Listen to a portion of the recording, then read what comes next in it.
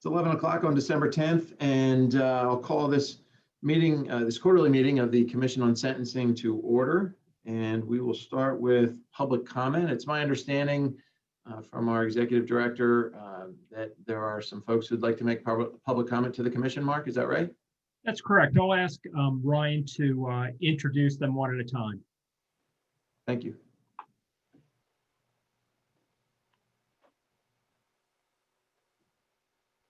Catching up here, we're looking for Professor Babatunde, but we don't see him in the attendees list at the moment. I believe he was on earlier.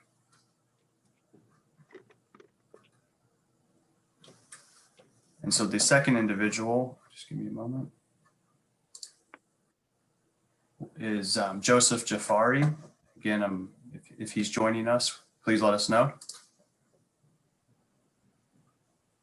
There is one call-in person, so it's a 717 number. I could turn that person on just to see if it's one of the individuals. That Please sounds do. Okay, so I'll allow that person to talk. So if you're calling from a 717 number, if you're one of the people who wanted to speak, let us know.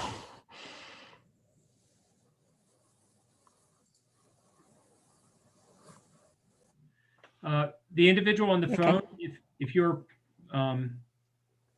on to provide a public comment, please introduce yourself.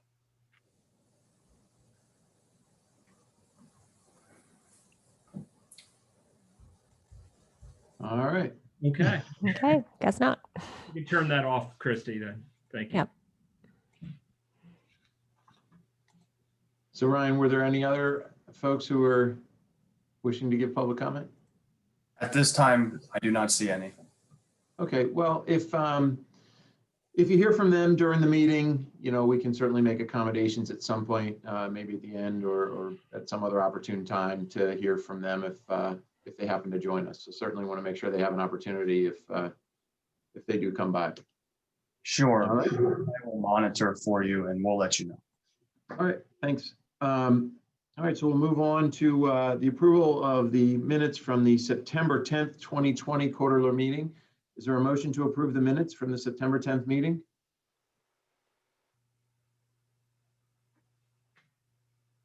Also move. Hey, thanks, Judge. Judge Bernstein. Is there a second? I'll second. Thank you, Attorney Marsico. It's been moved and seconded to approve the minutes from the September 10th meeting. Are there any negative votes? All right, hearing none, the minutes from the September 10th meeting are approved. Moving on to the executive, administrative, and financial section. Mark, do you want to begin working through that? Sure, thank you, Chairman, and good morning, everyone.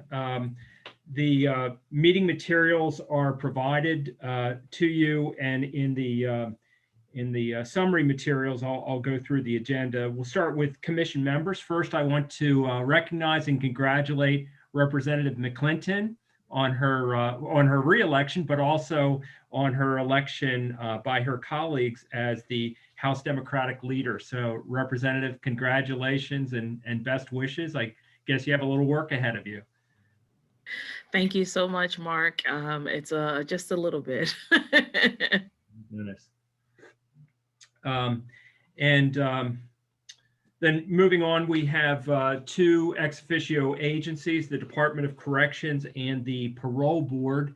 I'm not sure if we have representatives to make any comments, but we'll start with the Department of Corrections, see if Diana is available. And I don't see her or hear her, but let me just mention a couple of issues. We talked this morning during the policy meeting about the department's work on switching to the Strong R, and staff is working with them and with the parole board on those efforts. So we appreciate the cooperation with both agencies. Regarding the department itself, you may have recalled that as part of JRI 2, the General Assembly created a DOC homicide review team So it's a team headed by the Department of Corrections that is tasked with reviewing any cases where a person released from the Department of Corrections was charged with or convicted of homicide. And so the team met for the first time during the past month and spent 3 days reviewing cases and discussing the cases. Really happy that Professor Rago is a member of that team. It's a pretty large team. I forget 20 or 30 people, but I found it to be a really very good experience reviewing cases, trying to look for procedures or practices that should be changed or improved, areas where additional information would be helpful both to the department and to the parole board. And so, I think we'll meet at least annually, but I think there's discussion of meeting more often. And I think it was a really valuable process. But I don't know if Professor Rago wanted to discuss it, make any comments. Sure. Thank you, Mark. Good morning again, everybody. There were actually 49 people on these calls for a period of 3 days, about 4 or 5 hours a day. And we reviewed 43 cases where there were homicides involved with parolees. And we were trying to find patterns or gaps to see. I didn't want to suggest a mistake was made, but what could we do better to minimize the risks that we were taking? And certainly the parole board is keenly interested in this. So Secretary Wetzel is more or less running this practice. And after these 3 days, Professor Chanison and I have been trading notes a good bit this past week on a preliminary draft of a report for the Secretary's review before we go back to the committee for one more round of discussions. And then we're going to meet with the leadership at the House and Senate Judiciary. I gather the court and the governor's offices are involved. I'm not sure, that's beyond my pay grade, but it's clear that information sharing, I mean, Mark said we're wedded to technology. I was madly taking notes during your remarks, Mark. I mean, what Brett has done with Simulate 8 and how you people are collecting and flowing information is remarkable. And that's something that clearly does not exist for, or at least in many of these cases we've looked at. There are a lot of gaps in reporting juvenile information. Of course, victims information is not available. I was astounded at the I guess less than frequency with respect to pre-sentence reports. I learned that Allegheny County did 600 last year.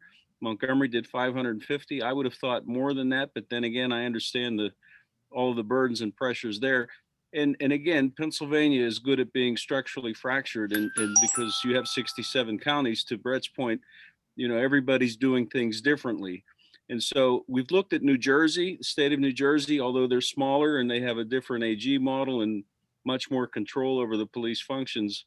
There are a lot of good lessons to learn from what they've been doing in New Jersey, going back about 5 or 6 years, product of some legislation. And it's had an enormous effect on efficiency and fairness. So as we move forward trying to put this report together, I mean, the legislature's obviously going to have some things, I guess, presented to it for consideration, but it is a good exercise, Mark. I appreciate the chance to comment on it, and then hopefully we'll do some good.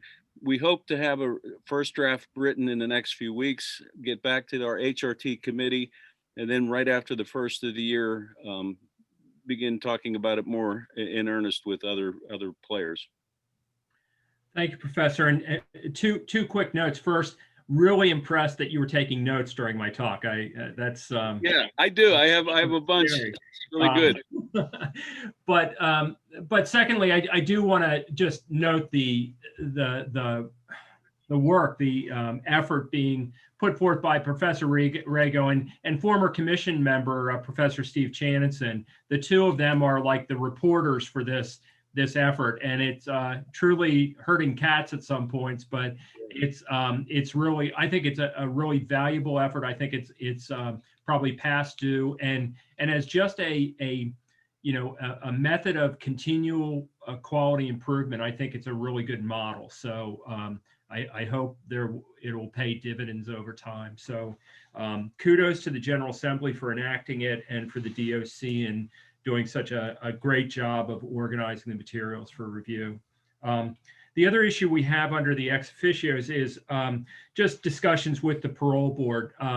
It's been, you know, wonderful experience just working regularly with the parole board, attending their monthly meetings.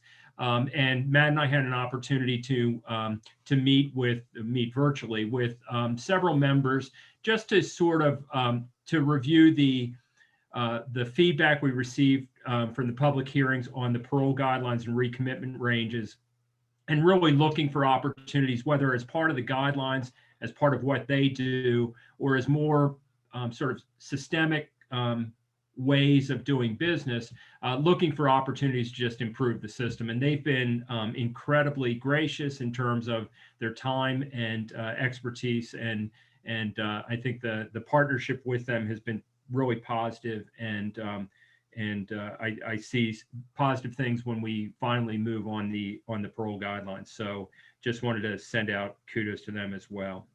Moving on to Mark? the executive director. Hey, Mark, Yes, please. just, I'm sorry, just one quick question. Didn't we used to do a report on recidivism amongst parolees, or is that? I think well, we've done some work on that, certainly, but the Department of Corrections did a comprehensive report on recidivism several years ago. I don't know, Matt, if you recall, but Yeah, I meant like an annual report. I thought there was an annual report that I remember seeing about recidivism amongst parolees. yeah, I'll have to Sorry. I have to look at that. There may have been some on that, but I recall DOC doing a very comprehensive one in recent years, and it could be that they've been doing updates since that report, but we can check into that and get back to you. Okay, thanks. So moving on to first staff issues, Yanshi is taking family leave, and so Eric's unit would be down, a number of positions as far as data analysts, and that's just key to our work.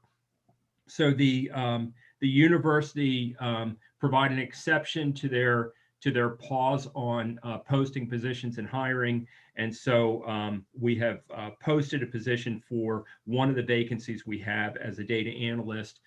We also have a posting out for postdocs. So Matt and Eric will talk in more detail about those.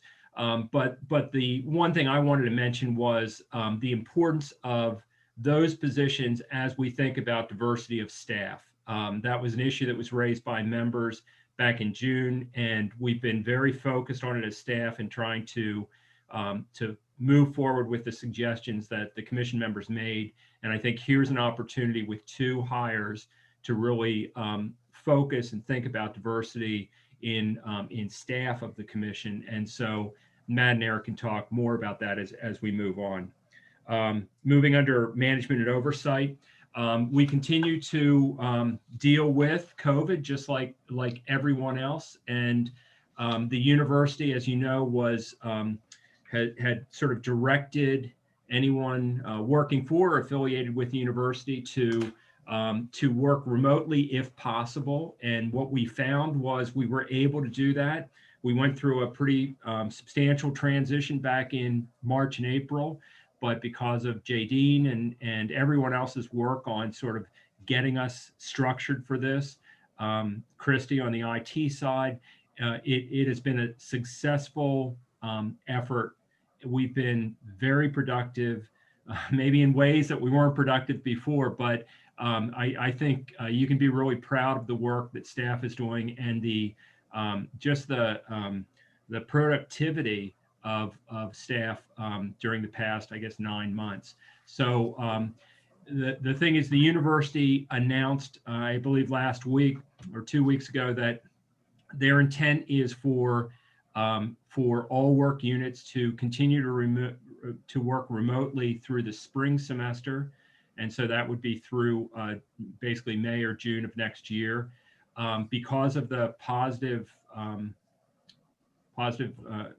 work that we've done, I think we're going to plan to do that. Now, we can ask for exceptions, and the exceptions we're going to ask for is to allow unit managers to, on a regular basis, stop by the office, work out of the office as necessary, sort of spread people out for purpose of safety and so forth.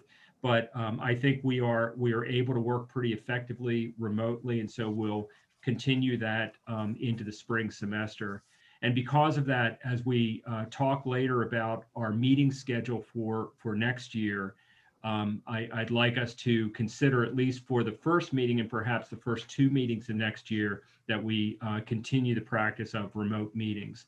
Even if we get back to residential meetings or meetings in person, I think, we've seen the benefit of allowing people to connect via Zoom for these meetings. And so we want to make sure we retain that moving forward.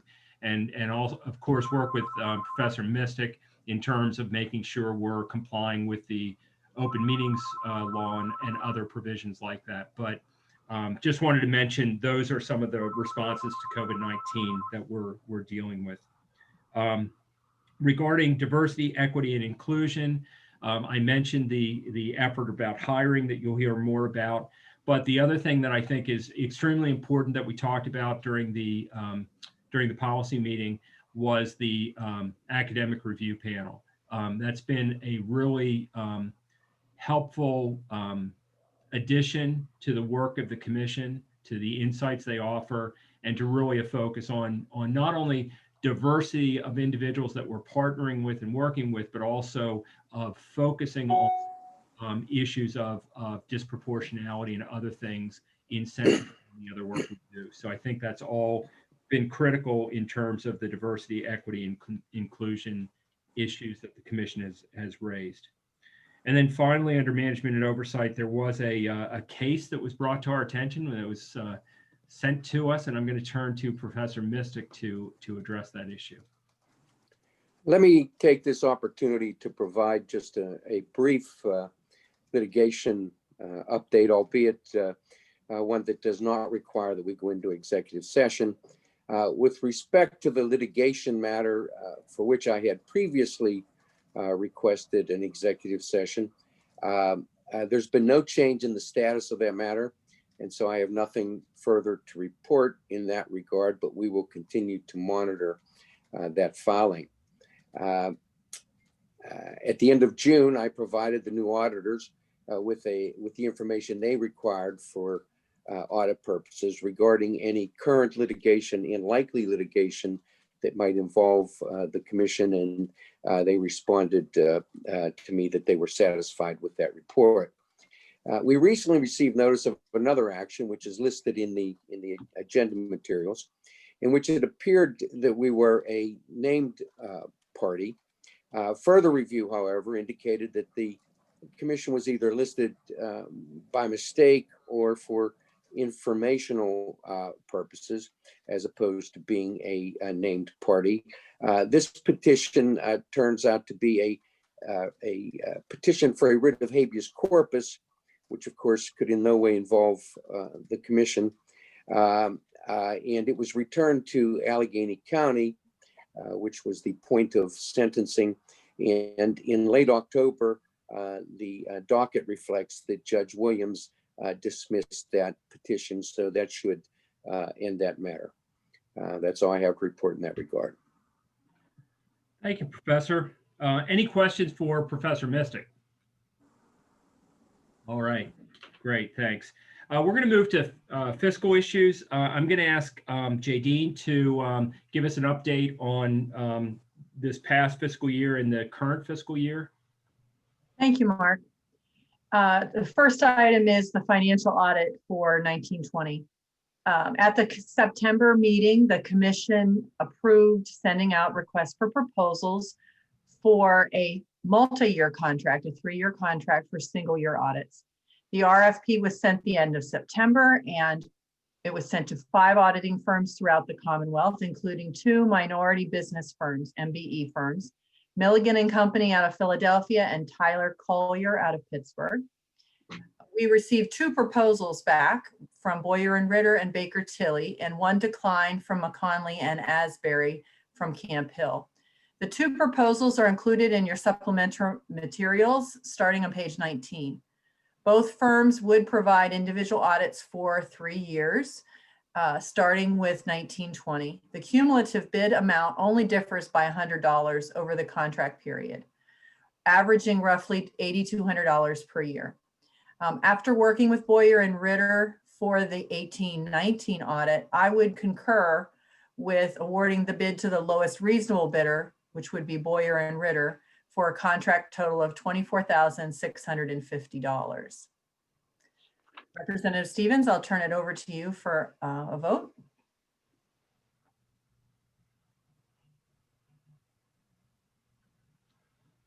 Hey, Todd, you're muted. If you're, Got it. Sorry. no All problem. right. Is there a motion to approve a multi-year contract to conduct the 1920 and subsequent financial audits? So move, Representative. All right. Is there a second?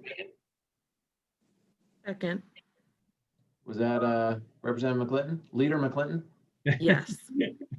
All right. Great. It's been moved and seconded. Is there any discussion, any questions? All right. Are there any negative votes? All right. Motion passes. Great, thanks. And Jadine, an update on the 2021 Yes. budget? Budget, yes. We are grateful to the General Assembly that they appropriated the balance, the 7/12 of the appropriation amount received for fiscal year 1920. The financial reports for the 6-month period from July to December 2020 begin on page 63 of your supplemental materials. Also included right after that is the population projections grant that we received for $225,000. That grant closes at the end of this month, and that final report is on page 66. You heard Brett's discussion of the Simulate modules that they've been working on through that grant. The proposed supplemental budget for the entire fiscal year 2021 can be found on pages 67 and 68, with a full year budget proposed slightly under $2.4 million. As Mark mentioned last meeting, if there's a benefit to COVID-19, it is that our operating expenses are down. And we are able to move $244,000 of carryover from our 2019 appropriation to the supplemental reserve to be used for this upcoming year. Are there any questions about the reports? Okay, with that, we would need a motion to approve the revised operating budget. So I thought I heard somebody say so moved. Judge Dow. Judge Dally, all right, terrific, Judge, thank you. Is there a second? Second. Was that DA Sunday? All That's right, correct. great. So it's been moved and seconded to approve the modifications to the 2020-2021 operating budget as delineated on pages 67 and 68 of the materials and laid out earlier in the discussion. Are there any negative votes? All right, motion passes. Great, thanks. We're going to be moving to 2 service purchase contracts, and Professor Mystic. Mr. Chairman, please let the record reflect that I will leave the meeting for purposes of the discussion of this next item, and I will return when I receive a text message that it's been resolved one way or the other. Thank you. Thank you, Professor. There we go. So the first item is an extension or a continuation of Professor Mystic's service purchase contract. As you may recall, we have a general policy of doing a yearly and annual service purchase contract in the amount of $40,000 for legal services by Professor Mystic. Because of the approach to the budget this past year, we only approved half of that for this part of the year, and that was for $20,000. And so this is for approval of basically 6 months at $20,000 to get us through the fiscal year. All right, is there a motion to approve the supplemental service purchase contract with Professor Mystic for $20,000? So moved. All right, Second. Judge Moore. So who was the mover there? Was Marsco? That was me, Todd, Ed Morsko, Right, so you were the second? I seconded. Center Street, Oh, second. Center Street second. All right, good. All right, I got confused there. I apologize. Thanks for clearing that up. It's been moved and seconded to approve the service purchase contract for Professor Mystic. Are there any negative votes? All right, motion passes. Mark, Right. back to you. Sure, and the second contract is one that we've been floating for a year now, I guess, but really haven't acted on. But we had talked before as part of our communications plan to engage with Maverick Strategies to help us develop a comprehensive plan. Because of COVID-19 and because of some other issues, we've really not acted on that.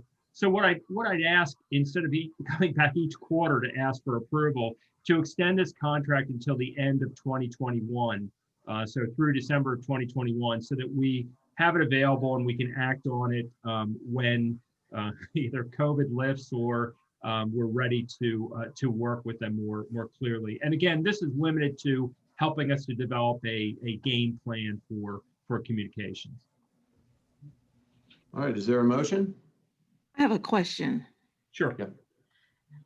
Mark, what was the process of us determining which firm we would use for communications? And forgive me if this was covered. Yeah, I'm not sure that we had a process. We had discussed the need for someone to help us just come up with a game plan, and Maverick Strategies was one of the resources available in the Harrisburg area. The idea was to keep it very limited, to just help us to sort of come up with a plan, and then based on that plan to, if necessary, go out to bid or to solicit requests for proposals based on a plan. But we wanted someone to help us sort of do the prep to create a plan. So I know Representative Stevens and I discussed it, but I'm not sure we had anything more than that.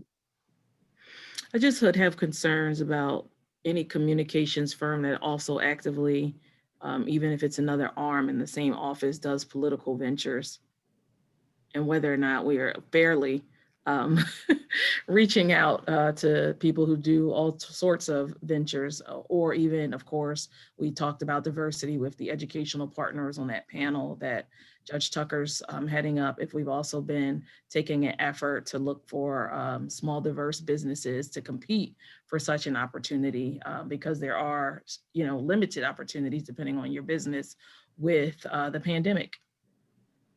Yeah, thank you, Rep.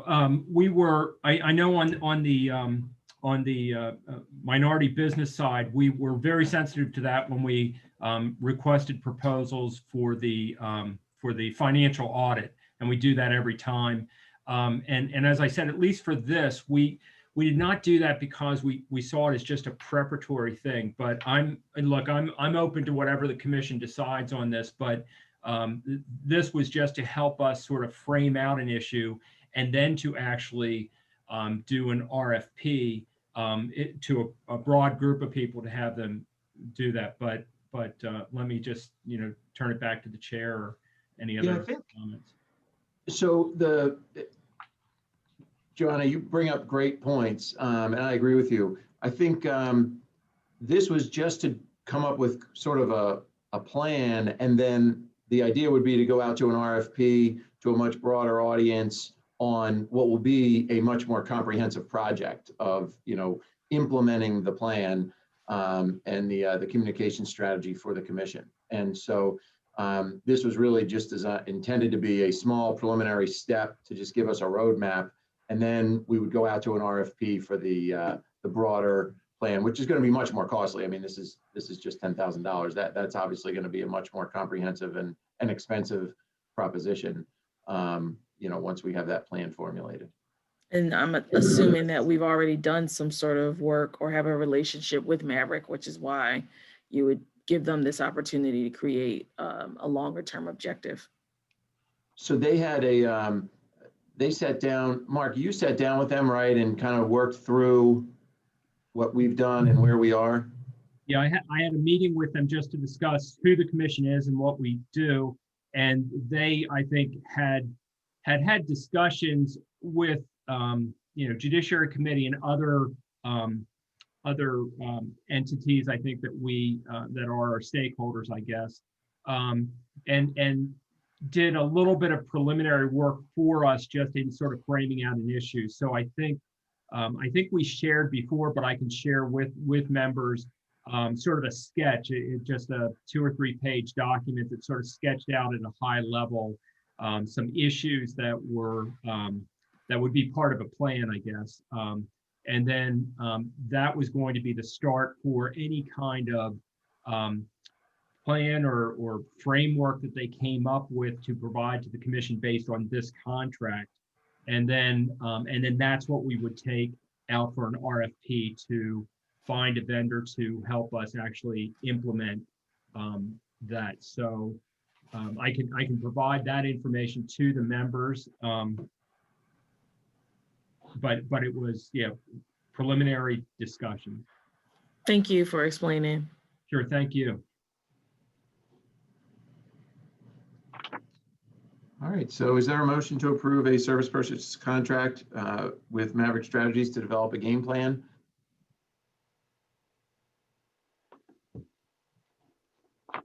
So moved, Chair.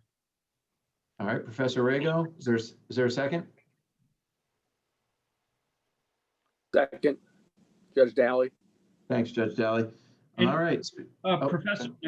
Chairman, I don't know if Professor Mystic is back in the room, if we could invite him back. Yes, I am. Oh, there he is. I did have one question. This flows from Representative McClinton's point, and that is, although Maverick, the part we were dealing with is the apolitical part. They certainly, other divisions within Maverick do political work, and one of the questions that has been raised is whether there are any conflicts or there would be a conflict of interest if anyone had worked with Maverick or contracted with them before. So I don't know if that's an issue that's relevant or if you wanted to speak to that. I think it warrants a closer look, a much closer look before we were to move on to the next stage, I would suppose. At this point, when we're looking to simply come up with the outline of what it is we will be seeking ultimately, it's up to each commissioner to determine whether or not they would be conflicted in voting on this contract at this time. So if someone has done business with this organization and is on the commission and is now presented with an opportunity to vote or abstain, that would be a personal decision to be determined by the member. Okay.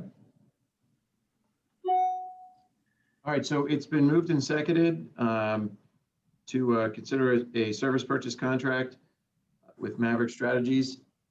Are there any negative votes? I don't have a negative vote, but in an abundance of caution for appearance of impropriety, I am going to abstain. And then that takes that off the table. And Mark, Dave Sunday here. I'm going to, in an abundance of caution, abstain as well.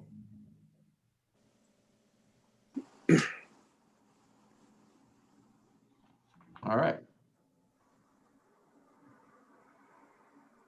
All right, so are there any, so we have the 2 abstentions. Are there any negative votes? All right, the motion passes. Great, thank you. And then the next issue under fiscal issues is the upcoming budget request. Usually we provide a document to you for a budget request. This has been an unusual year, and we really don't know.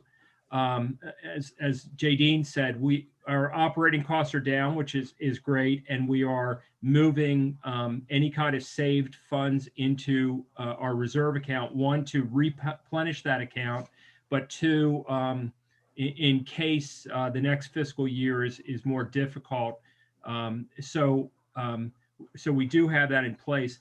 I did also want to remind members of one other funding stream that we're dependent on, or we hope to be dependent on, and how critical it is to the next year. When JRI 2 was enacted, part of it was to provide funding to the commission to implement JRI 2, to implement some of the changes required, and particularly the rebuild of SGS Web. And that's important not only for the amendment, for the 8th edition guidelines that we're trying to build, but also for the parole and recommitment ranges and the resentencing guidelines. So we have a huge effort ahead of us in terms of re-architecting and redesigning and then building and implementing sort of the next generation SGS Web. And we've talked about this for years. JRI 2 provides $400,000 per year for 4 years to support that effort. And as you know, during the past year, we were successful in moving the contracted services for application development and support in-house. And I'm, forever thankful that we have Christy and her team on board. It's been incredible how much good they have done, and you'll hear about it during her report. And we think it will be important during the upcoming year to add to her complement. And so instead of contracting out the rebuild of SGS Web, to be working with our staff and bringing on 2 more staff positions using the JRI 2 funding. So I just wanted to mention that as we're going into thinking about a budget request, it's pretty fluid. So, we will be asking for status quo, but we don't even know if that's in play because so many things are up in the air. But what we do expect and need is the JRI 2 appropriation to be able to start undertaking the work on rebuilding the application, because that will take time and we need the resources to do it. So, so that's just sort of putting all the cards on the table about our need for our full appropriation moving forward and our need for the JRI 2 funds. And it also sort of explains why we've been really working to make sure we're maintaining those reserve accounts. So if we have to, we can fall back on that as either an interim strategy or to fill gaps moving forward. So I just wanted to give you that sort of high level view of the upcoming fiscal year in case there's any questions, or just to say that I'd be working closely with the chair as we move forward to see what's realistic in terms of our budget request. And with that, if there's no questions, I'll turn it over to Matt for the Deputy Director's report. Great, thanks, Mark. I'd like to first just update the commission on our ongoing efforts to refresh and modernize the commission's webpage. The webpage, I'm not exactly sure when it was originally designed, but it is a little bit outdated and stale. And we thought that it was appropriate to give some consideration into redesigning this. This really dovetails with some of the efforts on improving our communication strategies and the way that we have information shared with stakeholders in the public and others. And so on page 73 of your supplemental materials, you could see these screenshots. This is what the current web page looks like now. And the new page, we've been working with a design firm called Visual Research. This is just a mock-up of artwork. It is not the actual functioning page, but I want to point out some of the features and designs and strategies we've been undertaking to really be able to keep this fresh, contemporaneous, and accessible to the folks that will come and utilize the page. Also want to just say that one of the purposes of the webpage itself, of course, is for aspects of transparency and to preserve a historical record of all our documents. And I'll be talking about some of that functionality shortly. But on the left side of that page, you'll see we have pretty clearly established a set of news and events, and these will be high-level news and events aspects.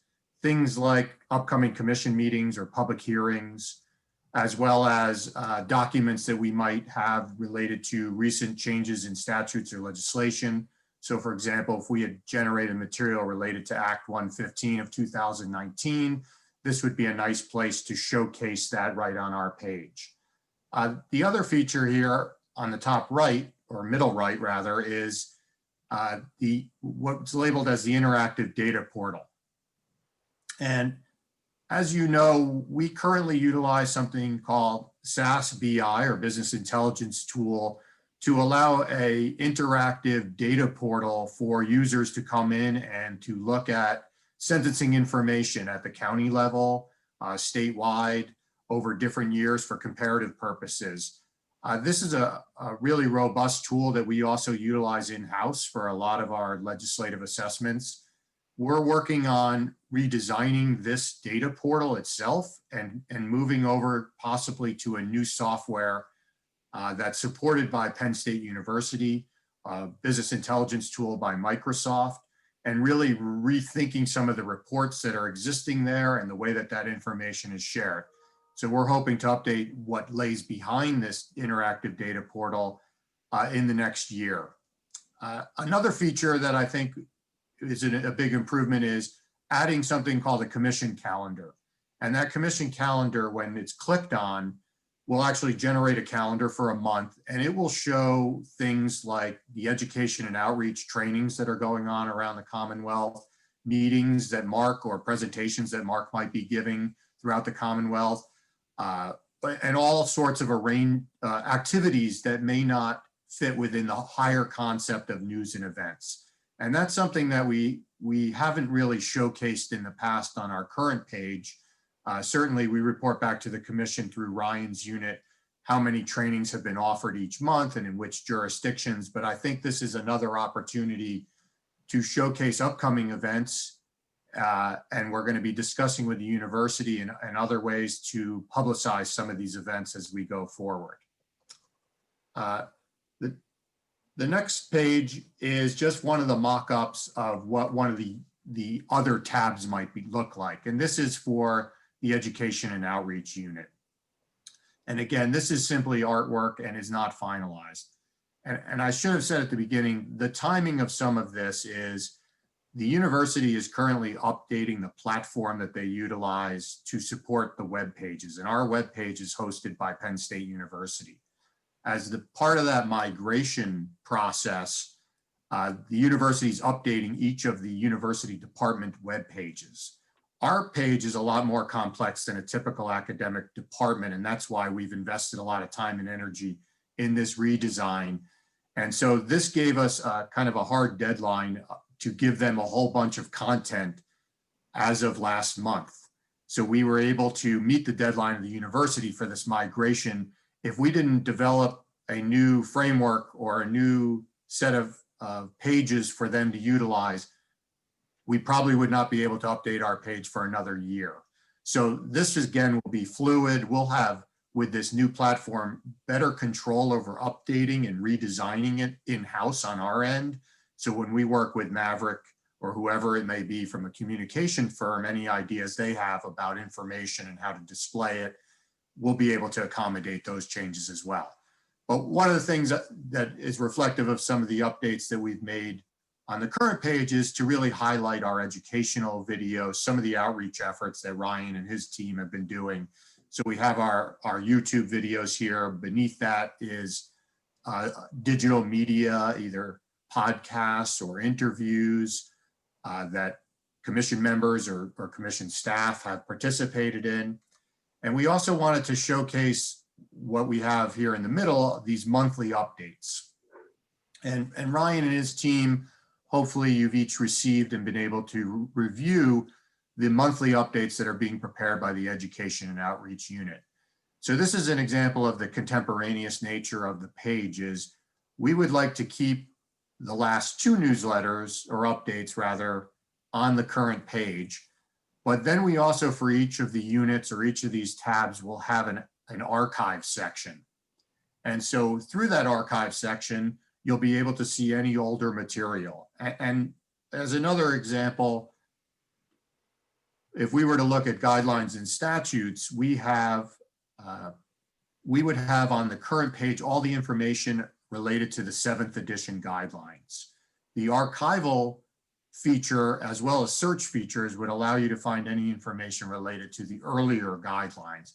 But rather than clutter the pages and make it really confusing and hard for the user to navigate, we think this is a better design structure. So as it relates to the web page and our own timelines, we've been really fortunate to receive these free services, essentially, not necessarily free, but through our MOU with the university, to be able to work with both a content expert as well as a designer. And those designers now have all the information of how we would at least like a draft version of the page to be developed. We hope to be able to see a draft of the front page that will have some functionality in the next month or so. But we see this project probably running through late spring, maybe into June, before we can transition to this next page.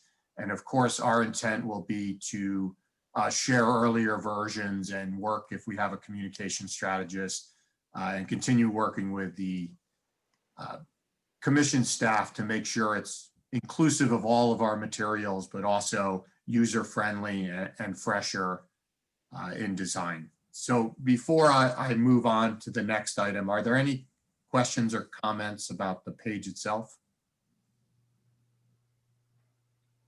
Hey, Matt, it's Todd. Just a compliment. I mean, I think it's great, the information that you guys are proposing to put out here. I think that's going to be really helpful, just from an overall communication standpoint and helping the general public and sort of, folks that might not live in this world on a daily basis like many of us do, to have a better understanding of what we do and the information really that's available for them. So thank you for all that. I think I think the information you're going to provide is going to be terrific. Great. Okay. Thank you. I'll move on then to the next item on the agenda. Is Mark had mentioned that we are in the process of advertising and trying to recruit and hire a new postdoc through our MOU with Penn State University. And that postdoc position would most likely begin in August or September of 2021. The search currently is corresponding with the academic job market.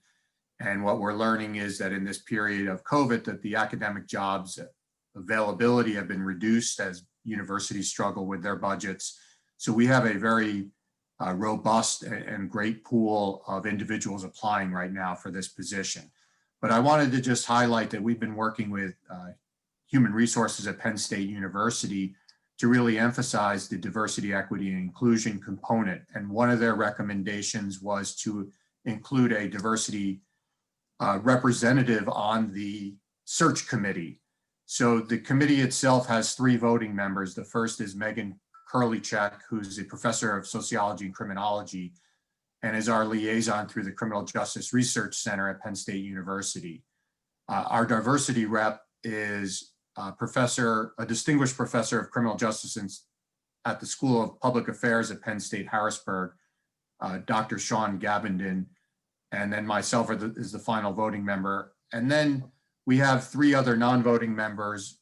We have a law professor from Penn State University who's also affiliated with the Criminal Justice Research Center, the unit manager of the Research and Data Analysis Unit, Eric Milzik, and our current postdoc, Dr. Miranda Galvin. And I think beyond the issues surrounding diversity, one of these added benefits of this process is that we have also been able to build new relationships with faculty members across the Commonwealth, be it at the law school. This is our first interaction with Jacob Schuman, but also my first interaction with Dr. Gabindon, who has, I guess, a longstanding relationship with the Criminal Justice Research Center at Penn State University Park campus. So that has been a value added, and I think we will continue to work with them to identify students that we may work with, as well as potential research collaborations. I should also note that for this position, as well as the position that Eric will talk about later the research analyst position, that we have leveraged the resources that we have from the academic review panel, as well as the members of this search committee, to share the advertisement with campuses and departments across the Commonwealth, but also across the country, with the idea of trying to increase the diversity of the pool of candidates. Dr. Kurlichek has sent the announcement to many prestigious criminology programs at Florida State University, the University of Cincinnati, Arizona State University, and a whole host of other Big Ten universities, as well as Mark sharing this again with folks here in the Commonwealth, including the professors who are on the academic review panel from the historically Black colleges and universities. So that has been a big focus for us to ensure not only the quality of the applicants, but this perspective on diversity, equity, and inclusion. Okay, again, before I move to the third item, any questions about this process? I think we're hoping to interview folks in the next few weeks and maybe be able to offer for the postdoc position, make an offer early in 2021.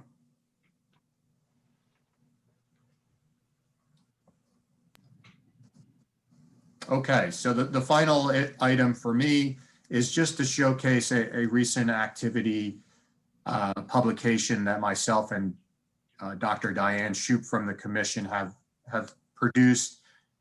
Mark was asked by PACTOL to submit an article related to the impact of COVID on sentencing practices. And Mark asked Diane and myself to work on this, and we quickly produced what I think is a pretty interesting descriptive profile of the impact of COVID on sentencing. And not surprising when with court closures in March, that the number of sentences across the Commonwealth that were imposed declined dramatically in March and April. And then as courts began to reopen, we saw the imposition of more sentences. And in fact, in July, we saw that the number of sentences imposed surpassed the average from 2019 as courts were trying to work through that backlog. I think one other thing to note, we also looked at resentencing practices, and speaking with a few chief probation officers, we learned that the supervision practices changed across the Commonwealth. There were a lot fewer home visits. There were a lot fewer visits to the office, which led to fewer urinalyses tests. So as a result, the number of technical violations across the Commonwealth that lead to resentencing hearings is also significantly down. But also during that period, the number of new offenses that lead to resentences is also down. Both of those are down almost 1/2 the original values they were in 2019. So unlike the sentencing component, there has not been an uptick back to normal practices for the number of resentences. And I think this raises a number of future questions for us to examine, which is to look at recidivism rates as supervision practices may be changing across the Commonwealth and so forth. And this short article can be found in the supplemental materials on pages 76 to 82. I know I went through that pretty quickly, but please, if there are any questions, let me know. Hey, thank you, Matt. And let me just pick up on that last point about the PACTOL article. We've also had a request from PACTOL to write an article, I think because Matt and Diane did such a great job, but to do an article on mandatory minimum sentencing, an update on that. So I'm working with Ryan's unit to put that together, and we hope to submit that in the near future. So if there are other publications that you're connected with that are looking for articles, I'm not saying that we're going to spend all of our time writing articles, but I think it's a good opportunity to provide education and outreach, and also to try to document some of these issues. So feel free to let us know or refer people our way. I think we're done with the executive, administrative, and financial information. I did want to mention that at the start of the meeting, we had the public comment period. There were some individuals that signed up that were not with us at the time. At the close of the meeting, we'll come back to that. So if there are individuals that were signed up to provide comments, if you remain until the end of the meeting, we will revisit the public comment period for anyone wishing to provide comments. With that, I'll turn it back to the chair to move us along. All right, so then, so next up, Application information technology. right, there we go, Christy. Thanks, Chairman Stevens and Mark, and good morning, everyone. The Applications and Information Technology Unit has been incredibly busy over the past few months. Since our last commission meeting, we wrapped up several of our larger projects. The unit deployed the resentencing guidelines module to the production SGS web environment back on September 24th. This new functionality allows SGS web users to produce resentencing guidelines prior to the revocation resentencing hearing based on the type of probation violation. More recently, we completed work on the sentence risk assessment module, which has been a long time coming. The risk module was deployed to production on November 21st, so right before Thanksgiving. Now a sentence risk assessment is generated for any judicial proceeding with offense dates on or after July 1st, 2020. So SGS Web will calculate the offender's risk score based on the factors that are in the sentence risk instrument. And if the offender is found to be low risk or high risk, then the system will indicate that additional information is recommended, but the actual score is not displayed to the SGS user. If you're interested in learning more about that, the risk SGS Web functionality, then starting on page 89 of the supplementary materials is a document that kind of provides an overview and some screenshots of what the actual users see. In addition to resentencing and risk, we also completed the changes to SGS Web that are required to support AOPC's upcoming initiative to enlarge the OTN values. So we're ready for that whenever they get around to finally making those changes. Work is already underway on our next set of projects to support the JRI-2 compliance certification. We've been mostly focused on resolving a few issues that have prevented SGS Web users from entering sentences completely and accurately. Some very specific issues, as well as supporting any reporting efforts. I've mentioned in the past that JNet redesigned one of their web services, which affects key functions in SGS Web. So we're also starting to re-engineer those functions so that they will continue to work once JNet disables the older version of the service. And we've also started analyzing the modifications required to support Amendment 6 of the 7th edition sentencing guidelines. So that's specifically probation guidelines and the sexual extortion sentencing enhancement. And lastly, we've been working with Dr. Kleinman and the visual research consultants and Penn State's liberal arts IT team on the PCS website redesign. In the new year, our big focus, as Mark kind of mentioned earlier, will be planning for the rebuild of SGS Web.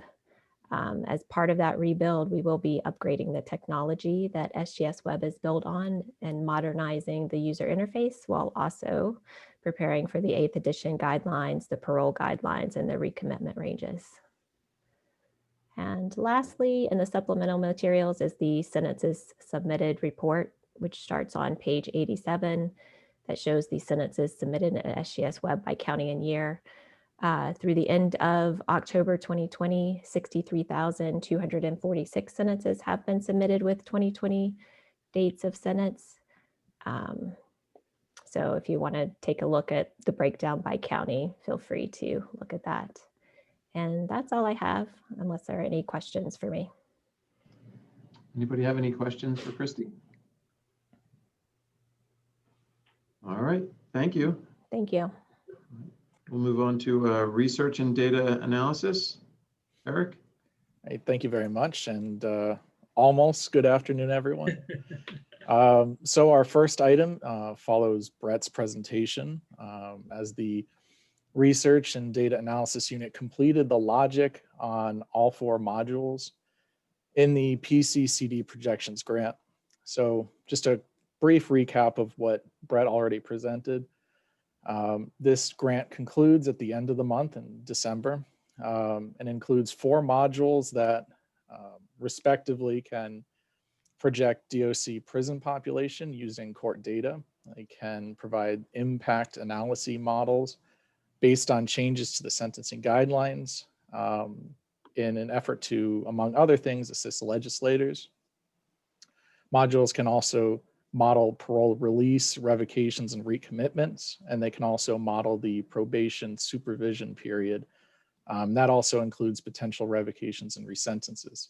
So while the logic and framework for these models are essentially completed, and that does also include the capacity to make to change parameters through some of the updates we made to the user interface. We're still working on the final output for the models, and that is in regards to reports, tables, charts, whatever other kinds of visualization we deem appropriate to fully utilize these models. So this visualization work can help us translate the models into something that's more actionable for policymakers. And that's whether it's through impact analyses for the commission or even some of our external criminal justice partners. As Mark previously mentioned, since the last commission meeting, Judge Tucker convened 3 meetings of the academic review panel. In addition to the work provided by education and outreach, research staff were able to provide data and analyses for the review and consideration of the panel, and presented offender distributions and sentencing guidelines, as well as alternate ways we can consider calculating our prior record score that can not only support best practices in sentencing, but as well possibly mitigate some racial disparity. For the parole project, at the last commission meeting, we deferred action on the parole guidelines. We are still working with the parole board on building the draft parole guidelines, but they did request that delay for implementation of those guidelines until January 2022 to get time to build IT infrastructure that they need for the guidelines. We are considering the impact of the changes in the risk tools that was mentioned before, as the parole board switched from the LSIR to the Strong R tools. Because we need a validated risk tool, we're currently in that hold due to that switch. And similarly, we're also still considering how to properly validate and implement pretrial domestic violence risk tools. So to this end, we are currently reviewing validation and assessment literature on risk tool validation.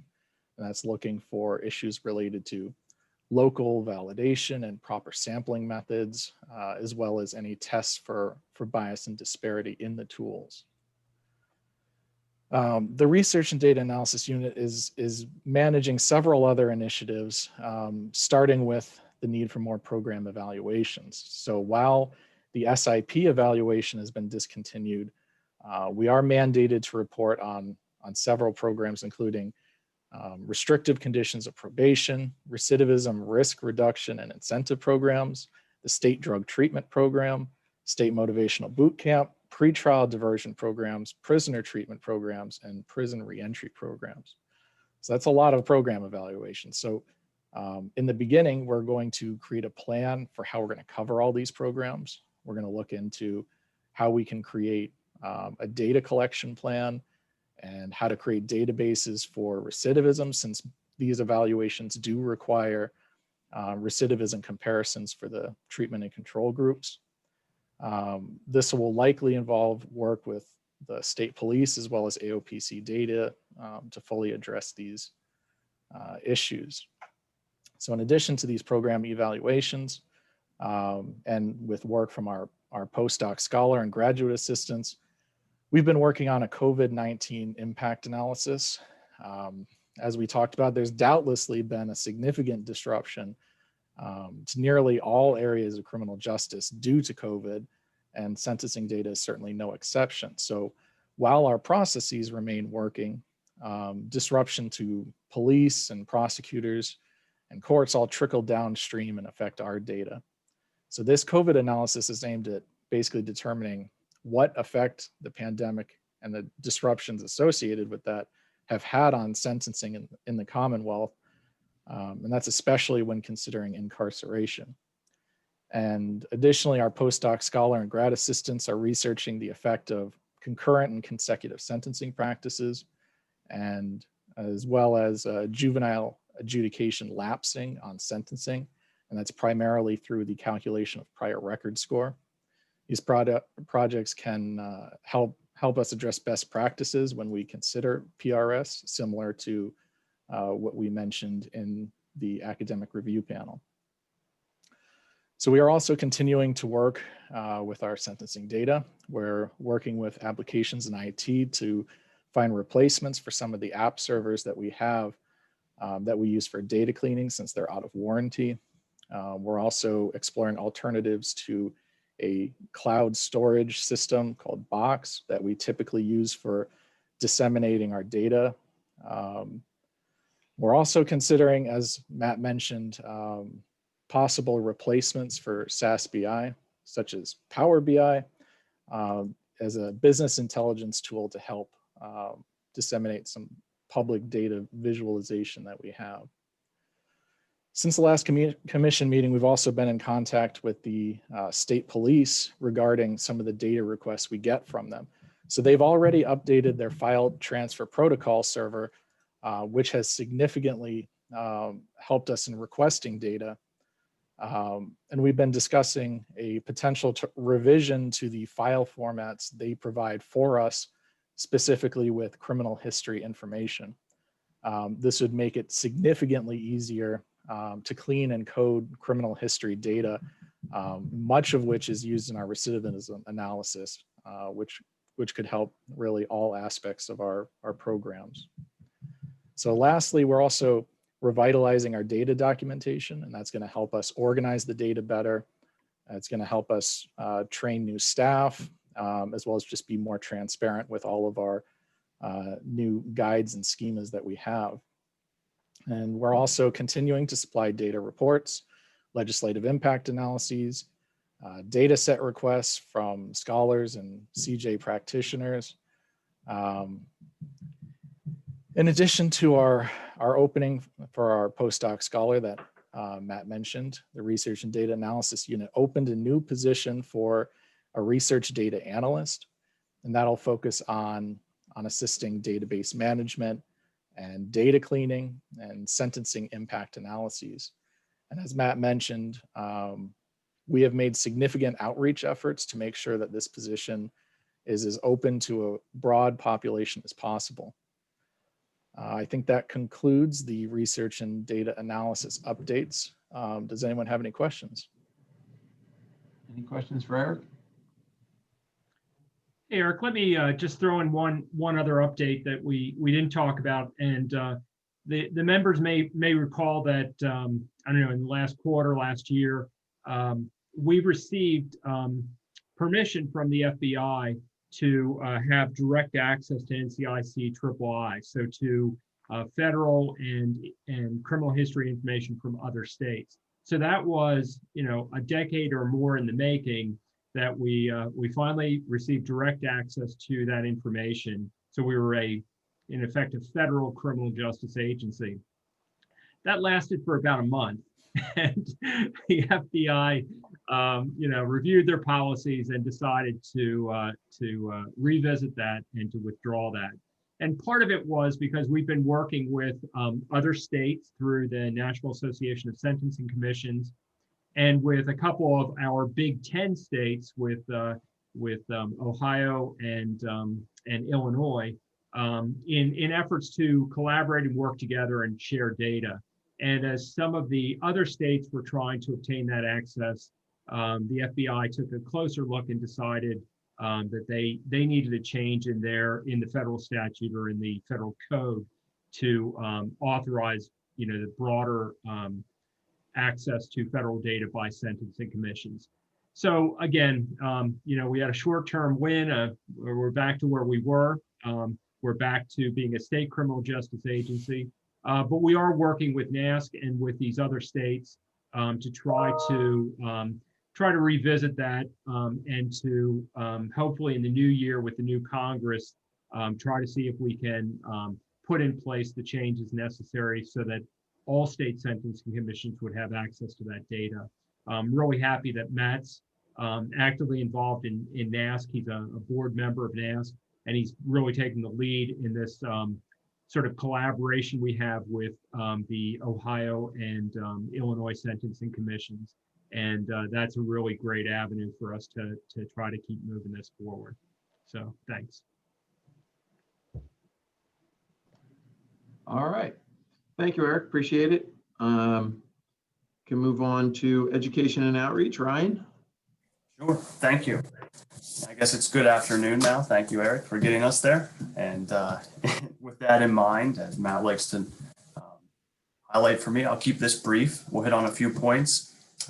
We do have an action item, or at least for discussion. And so I'll start with an overview of the information on the screen, and then Mark will take over for a minute to highlight some more of the discussion. But if you look at the bullets on the screen in front of you, there's really about 3 areas that I'd like to discuss.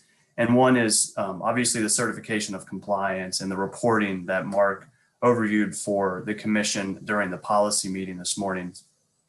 And I'll just hit on a couple of points that the Education and Outreach Unit has engaged in around that issue, as well as the county intermediate punishment funding and the plan. And much of this was already discussed, so I won't belabor it. But some of the questions that came up during the policy meeting were, around education, around obviously the outreach and the communication of this information to stakeholders across the state.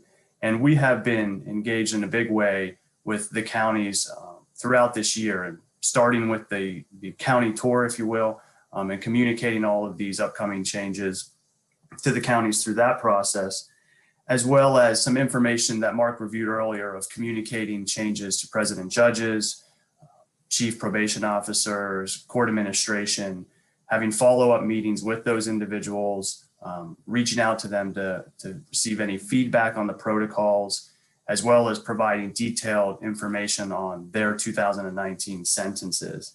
So we've been, working hard on that. Staff have also been reaching out with counties, as Mark had mentioned earlier, to support them in submitting their sentences. And I just wanted to note, I think our Vice Chair, Judge Bernstein, had raised this question. And, we have highlighted counties that maybe were both below a threshold that we sort of identified internally. And we not only have notified them of that to some degree, but also asked if there's anything we can do to assist them. And not just, reviewing their own processes, but offering up staff time, to help them get caught up. And so we're doing our best on our end, and we'll continue to do that with counties to make sure that they're getting these sentences in as quickly and efficiently and accurately as possible. So that's just one bucket of information that we can talk about. And then I will talk about SGS Web support that our unit provides. And then that will pick up on some information that Christy spoke about. And then just a broader, how are we communicating the commission's work through trainings and meetings and seminars and some other information. So before we get into those, second and third discussions, I'll just turn it over to our executive director to pick up on the certification of compliance discussion. Thanks, Ryan. And as we talked about during the policy meeting, there's really 2 issues in play. So one is what we consider, or what the commission considers to be full reporting to the commission, and whether the commission is interested in setting some type of threshold or bright line for that. The second issue then is, what is certification of compliance? Who is certified and who is not certified? So these are issues we do not have to decide today, but we wanted to put it before you because we see, 2020 is going to be just a bizarre year in terms of sentencing data and practices because of COVID-19. But we've been really focused on telling counties that everything counts starting January 1st of 2021. Complying with the sentencing guidelines or reporting those, reporting resentencing, using risk assessment. So all of those things are in play. So I think we've done what we're responsible for doing, putting everyone on notice about the importance of considering the guidelines and reporting sentences starting January 1st, because that will count the following year in determining whether someone, the level of reporting and also the certification of compliance. So the commission really has to think about any thresholds that it sets for those. And again, we don't have to decide today, but we wanted to put the issues before you so that you're thinking about them, so that hopefully by the first quarter of next year, we can communicate that to counties. So I'd ask you to think about first, what is the threshold for full reporting? We talked about 3 or 4 different lines in the sand. So one is at about 95%, 95 and above, or above 95 to 100%. We see as full reporting. And then the question is, what about 90 to 95, or what about 80 to 90? You know, they're lesser degrees of reporting, but do they sort of make it across the threshold? We do think that below 80% is probably should not be viewed as full reporting or full submission.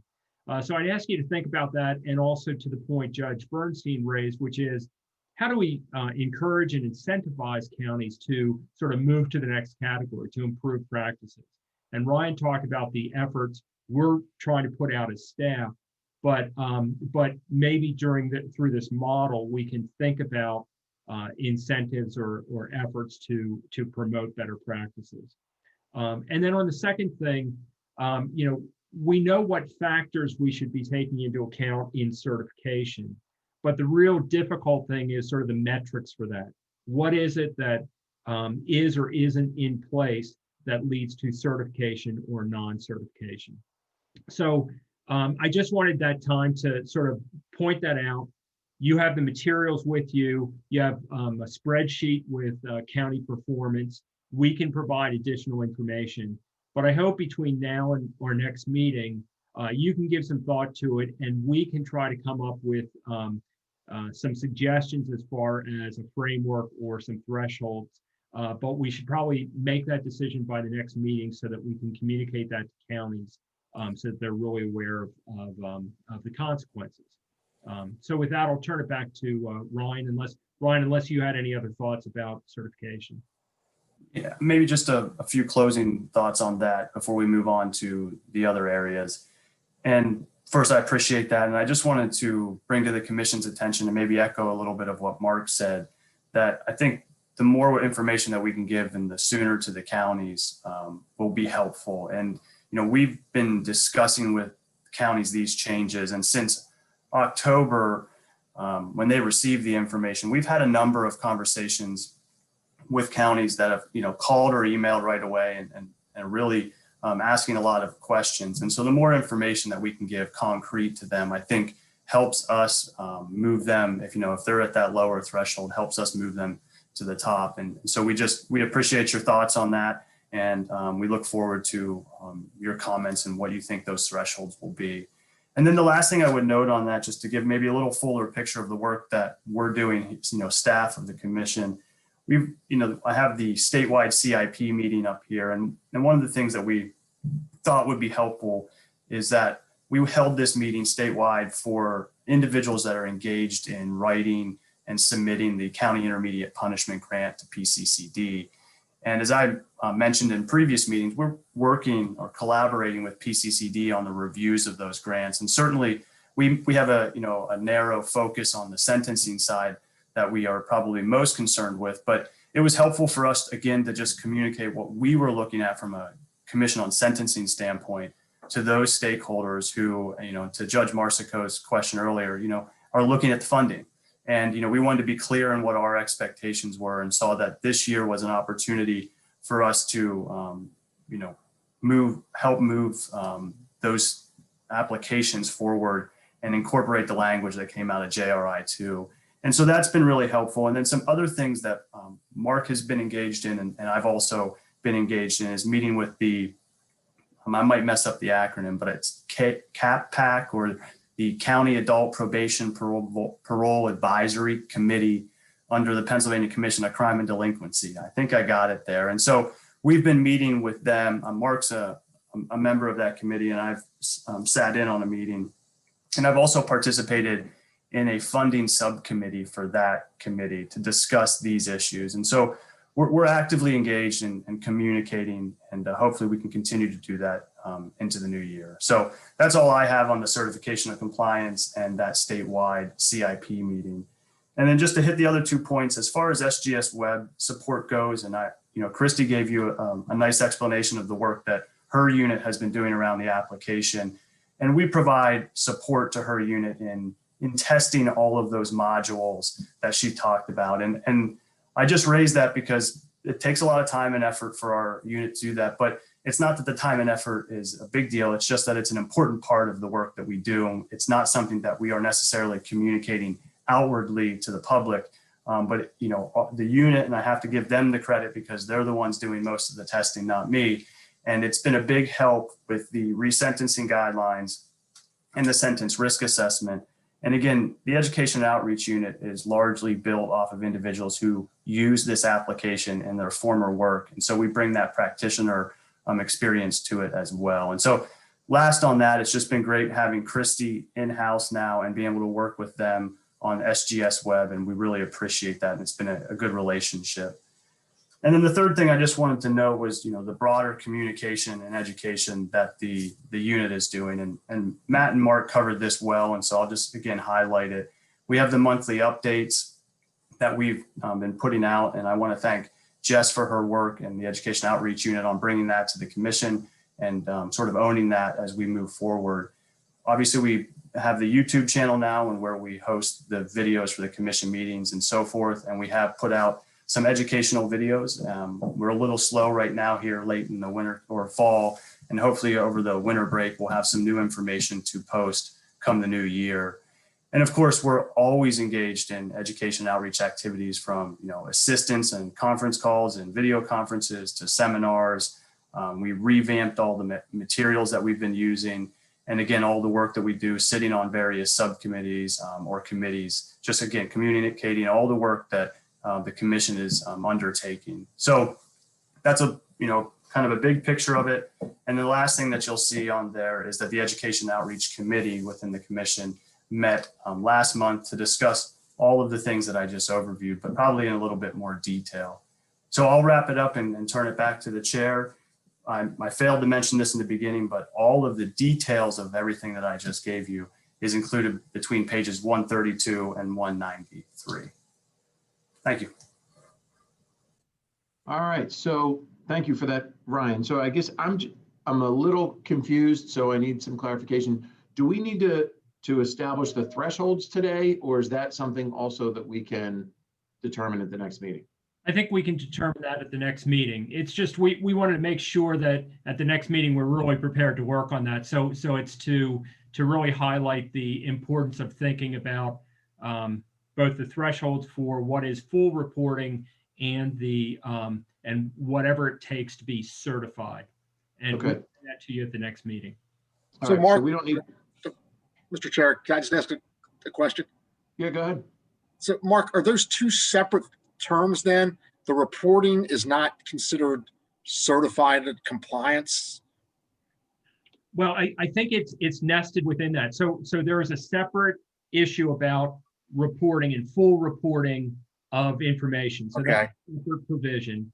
But then if you think about certification, think about a county that only submits half of the cases. What could you say about compliance with county intermediate punishment or use of restrictive conditions if all you know is half the cases? So you can see how it's part of that. The other thing is the certification takes into account compliance with other statutes, and certainly the statute for the guidelines talks about the requirement for courts to consider and to report the sentencing information to the commission. So they are to some degree, two separate issues, but clearly full reporting has some impact on certification. And that's one of the things we have to sort of figure out, how much is it worth, or how does it contribute to the certification? So certification then includes the reporting as well as compliance with the statutes, both That's components. correct. It's a much broader category, and it's sort of a pass fail, right? It's the commission is either certifying a county or not certifying it. Whereas on the full reporting, that's more about the commission, determining what's the threshold for being designated as fully reporting.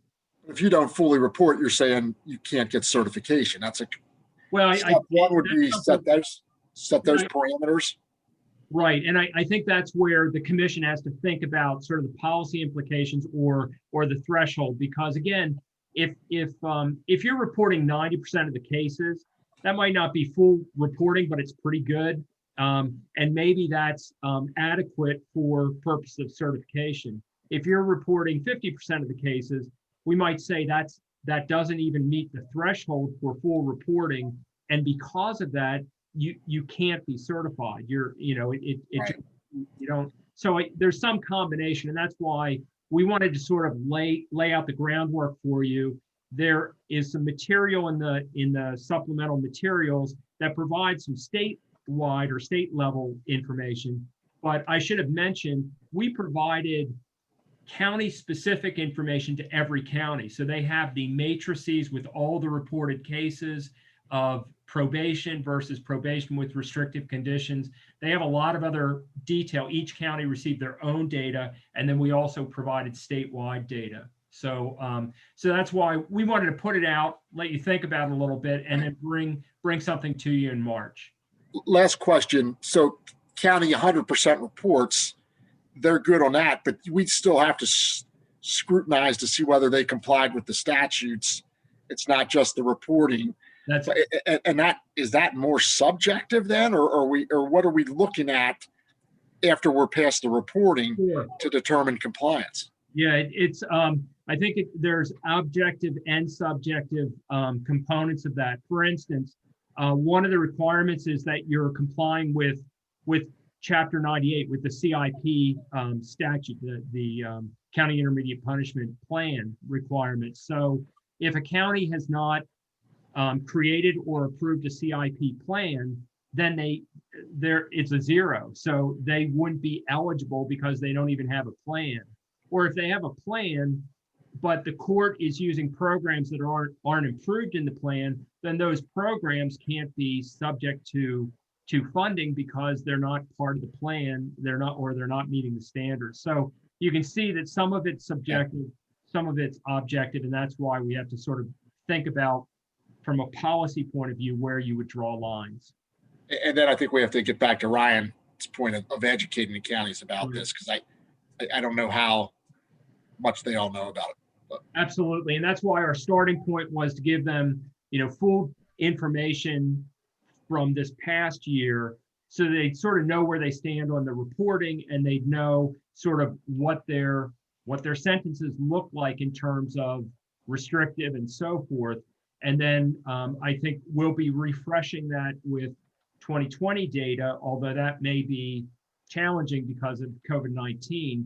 But I think that's part of that, like, continue to talk. So our clear message to counties is, starting January 1st, be serious about considering the 3 guidelines in place: sentencing, risk assessment, resentencing, and reporting all that to us. And we will, by, let's say, the first quarter, let you know the weighting of those in terms of full reporting and in terms of certification. So we'll provide that detail. But the message is, play by the rules, all in, starting January 1st. Thanks. Thank This you. is a follow-up to Ed's point. I'm just curious, because this is going to be new for a lot of folks, no matter how well everybody does at letting the counties know. Does the legislation provide for a warning shot, like a probation? So you didn't make it this year, we're going to give you so much time, or is it an all or nothing proposition? Because that may be really harmful to some organizations. Sure. Well, first, I think, that's going to be a decision that the commission makes in terms of certification and in terms of full reporting, how it applies that. But here's the thing that we've communicated in that information that we initially sent. We said that we are providing you with as detailed an information based on 2019 sentences as we have, because that should be, you should look at that. You had a full year of data. We went through a lot of work to try to encourage, full reporting and all that kind of stuff. And so that should be sort of your baseline. That should give you some sense of like where you stand and where there might be deficits or problems. Okay. And then we're going to do the same with 2020 data. Although again, it may be problemsome because of COVID, but this is like a second chance. Neither the 19 or the 20 data have any bearing on certification or funding. But starting in January, those data that we analyze a year later, so in 2022, will be subject to certification and full reporting if the commission says that's the go time. And staff is approaching it that 2021 data are in play in terms of certification and full reporting. Okay, good. Thanks, Mark. Thank you. And I just wanted to pick up one point quickly on Judge Marsico as far as the education and outreach. And that's something that, we'll be engaging in certainly in the new year, and providing, statewide meetings. Again, just so you know, and so everybody knows, the commission, we've had a number of follow-up meetings, and I have a few follow-up meetings next week with counties on that specific issue, and really just targeted discussions with them to say, what did former county intermediate punishment sentences look like, and what, should they be looking like now? And just having, pretty frank conversations that the past is the past, and we have to start here on our bright lines, January 1st of next year. And let's make sure we're all moving in the correct direction. With the backdrop, Professor Rego, of your point and Mark's follow-up too, we have 2020 to sort of still work through that. But we want to make sure that they don't see 2021 as a work through part. We want to make sure that that's where we, have a hard line in the sand, that people are putting in accurate sentences and they're also sentencing accurately.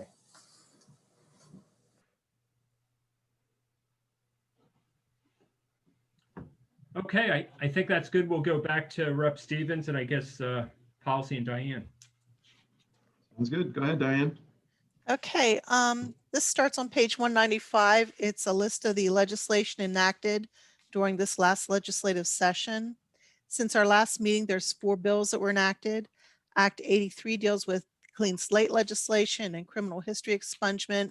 It gives the commission the authority to retain information for research purposes and other work as an enabling legislation. Act 111 deals with veterans courts as part of problem-solving courts. Act 117 includes carfentanil on Schedule 2. And Act 124 deals with state incarcerated offenders and those that are convicted of certain offenses, and provides a time frame for when they can apply for a parole hearing.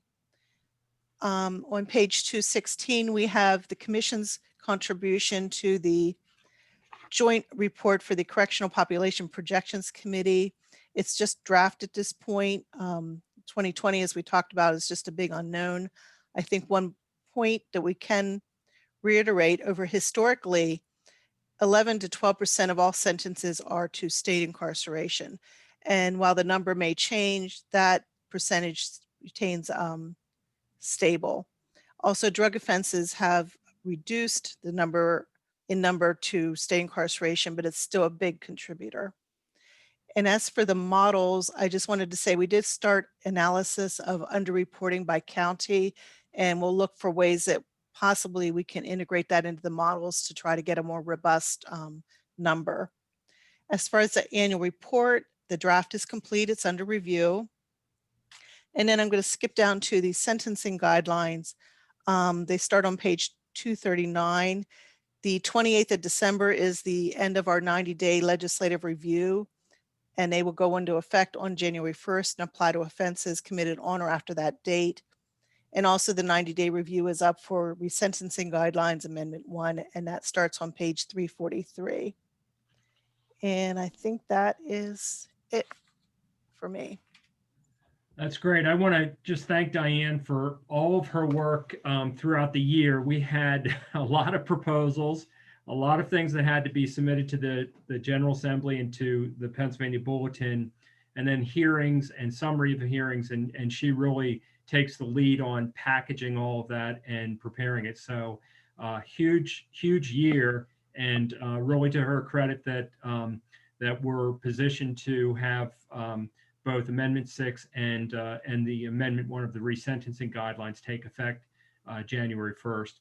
And Diane's also been really helpful on the state parole issues with those hearings and just managing the effort moving forward. So whenever you see these documents out on the website that are, you know, hundreds of pages, know that was Diane's typing, right? So, or Thank her you. collection and aggregation. So thank you, Diane. Thanks.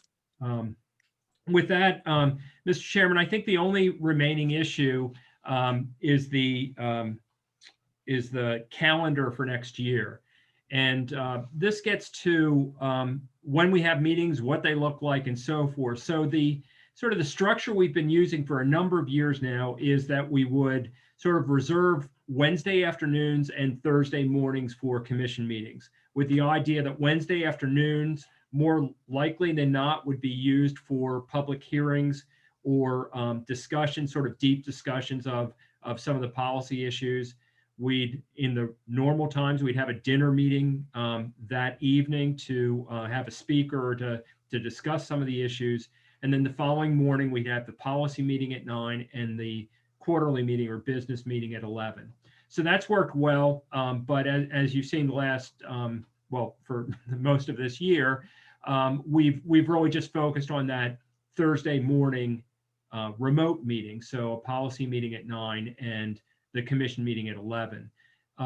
So moving into the new year, as we think about at least the March meeting and perhaps the June meeting, I'd like to suggest that we continue to think in terms of remote meetings for those two. And to the degree that that we're required, or that it would be helpful to have an in-person meeting in addition, you know, that have a site for anyone who wants to gather, but also make it remote, sort of a hybrid.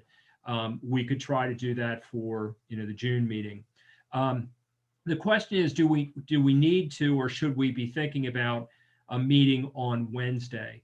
And what I'd suggest is that we keep the Wednesday afternoon open and reserved for meeting, because at some point we will probably need to have another hearing on parole guidelines and recommitment ranges. And so we will probably have multiples, but it's always helpful to have one the day prior to a commission meeting. So that Wednesday afternoon might be a good time to reserve to try to keep it on people's calendars. The other thing is, as we start to work on the 8th edition guidelines and really dive into that, we're going to need some, you know, substantial chunks of time to really get into the details. And so having a Wednesday afternoon dedicated to diving deep into the 8th edition guidelines, and then Thursday morning for a quick review on other issues during the policy meeting, and then the business meeting following that, is probably a good model. So, so again, I just point that out, that there's probably some value as we're thinking about scheduling for next year to at least think in terms of Wednesdays and Thursdays. And then we'll work out the details as we get closer to how we actually make that happen. So with that, in your materials, there was like a blank calendar, and Kathy contacted all of you to try to get a sense of your availability on dates in March, June, September, and December. And as usual with busy people, not any of these work well or perfectly, but most people are available on March 3rd and 4th, on June 9th and 10th, on September 8th and 9th, and on December 8th and 9th. And if we're doing it by Zoom or remote, all of those work well. We have the technology to make that happen at any time. If we are also meeting in person, we'll have to look at locations and availability of rooms and so forth.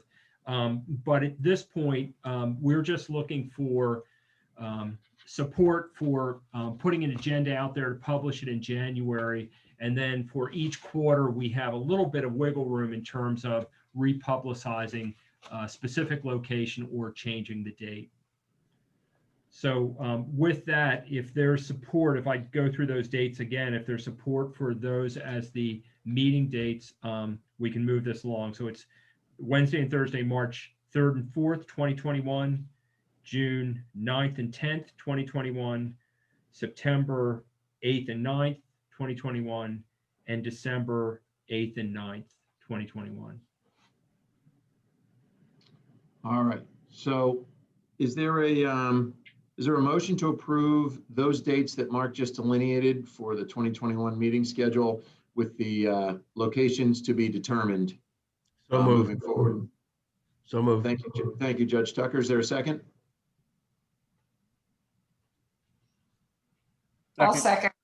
Oh, you're good, DA Sunday. You can take that one. All right, TA Sunday is a second. All right, are there any negative votes? All right, the motion's approved. And then Mark, you'll keep us in the loop here in terms of the discussion, but we should anticipate having the Zoom capability available for at least the first half of these meetings of the year, maybe all of them moving forward. Sure. I think we've learned, Zoom is our friend, and I think we want to do that for all meetings moving forward. The question is, do we also have a physical presence or location? So that's what we'll get back to you on. So thank you. Sounds great. The only other matter we talked about returning to public comments in case there's anyone there. I don't know that there is, but I thought I'd just open that up. Or return it to you or to Ryan to see if there's any individuals wishing to speak. Yep, Ryan, do you have anybody there that has joined us that missed out on the earlier opportunity? They did, and then they left again. So I just would ask maybe if they did have a comment and we're not quite seeing them, they could, I think they have the raise the hand function, and we could check the attendees for anybody that might have a comment. I'll give it here.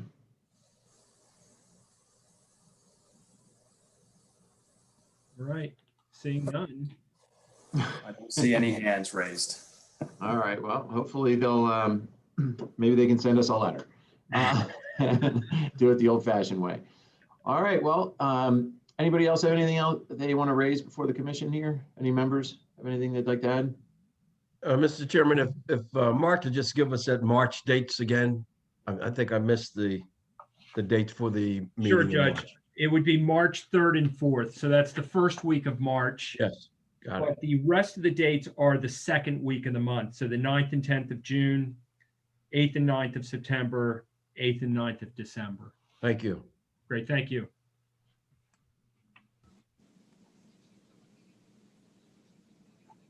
Sorry, I was muted again. Okay, is there a motion to adjourn? So Judge moved. Bernstein, is it Judge Daly made the motion. Judge Bernstein, I saw you waving your hand. Does that work? I was reaching up to hit the unmute on my iPad, so I'll second it if I need a sec, if you need a second. Sounds great. All right. Any negative votes? All right, we are adjourned. Everybody have a safe and happy holiday season here, and we'll see everyone in March.